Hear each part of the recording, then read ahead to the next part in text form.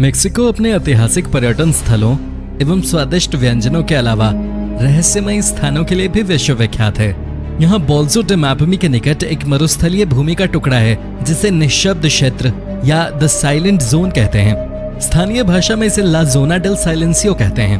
अपने नाम के अनुसार ये क्षेत्र यहाँ तकनीकी उपकरणों से होने वाले किसी भी कम्युनिकेशन को रहस्यमय तरीके से निगल जाता है, जिस वजह से यहाँ इलेक्ट्रॉनिक उपकरण काम करना बंद कर देते हैं। वैज्ञानिक इसका कोई ठोस कारण अभी तक नहीं ढूंढ पाए हैं। फिलहाल ऐसी परिस्थितियों की वजह के केंद्र में जो तथ्य है वो है इस जगह का असाधारण रूप से रेडियो एक्टिव होना।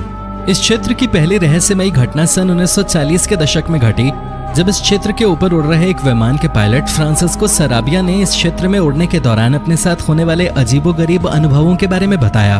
उन्होंने बताया कि उनके वैमानिक उपकरण उनके नियंत्रण से बाहर होकर विचित्र तरीके से व्यवहार कर रहे थे और उनके विमान ने किसी भी प्रकार का सिग्नल भेजना और प्राप्त करना बंद कर दिया था।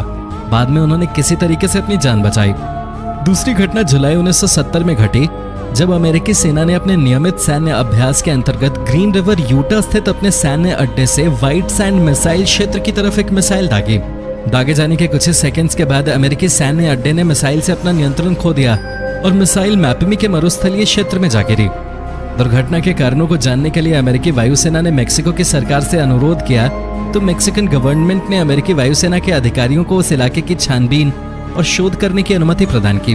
कहा जाता है कि उस रॉकेट में 2 छोटे कंटेनर थे जिनमें कोबाल्ट का समस्थानिक कोबाल्ट 57 भरा था, जो कि एक उच्च रेडियोधर्मी तत्व है। लेकिन विशेषज्ञ मानते हैं कि केवल इतने से ही कोई मिसाइल अपने निर्धारित पथ को त्याग कर किसी दूसरे पथ पे नहीं मुड़ सकती। वैज्ञानिकों ने अपने शोध में पता लगाया है कि वहाँ किसी भी प्रकार का कोई सिग्नल, चाहे वो रेडियो एक्टिव हो या विद्युत चुंबकीय, काम नहीं कर सकता।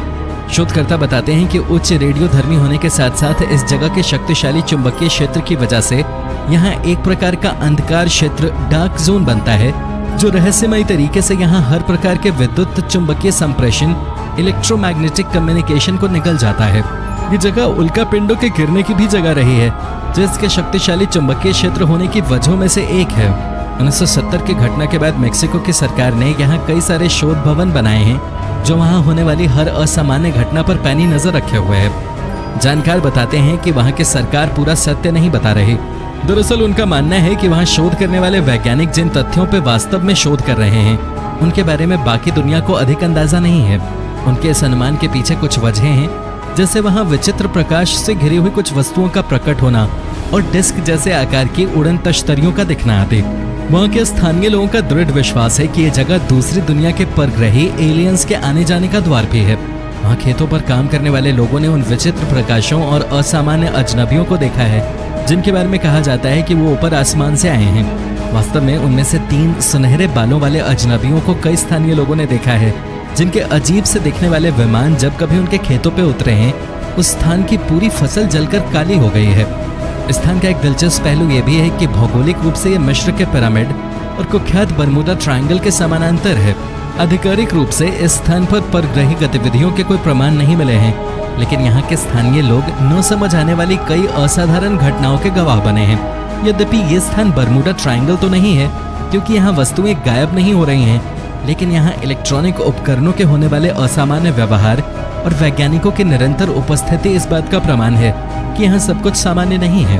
वैसे भी डार्क जोन में कई राज दफन होते हैं, और मामला अगर परग्रही गतिविधियों का हो तो ज्यादातर लोग उससे दूर रहना ही बेहतर समझते हैं।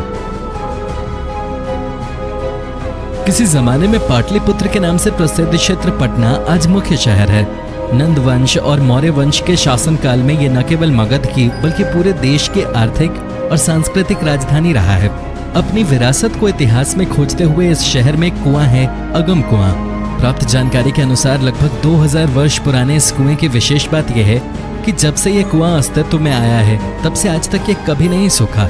गर्मियों के मौसम में जब अत्यधिक गर्मी पड़ती है यहाँ, तो इस कुएं का जल स्तर इसके सामान्य जल स्तर से 1 से 1.5 फीट नीचे चला जाता है, और वर्षा ऋतु में जलस्तर 1 से 1.5 फीट ऊपर चला आता है।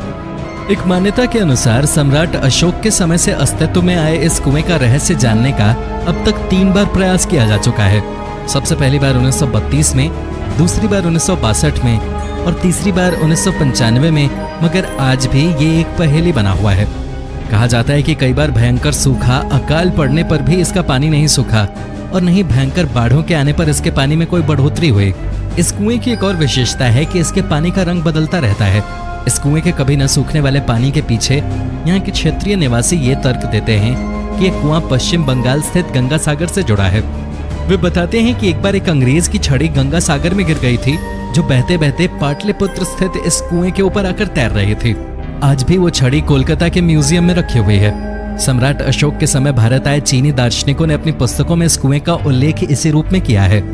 दोस्तों, आज की वीडियो में इतना ही। कैसा लगा कमेंट करके हमें जरूर बताइएगा। साथ ही वीडियो को लाइक और शेयर करना ना भूलें।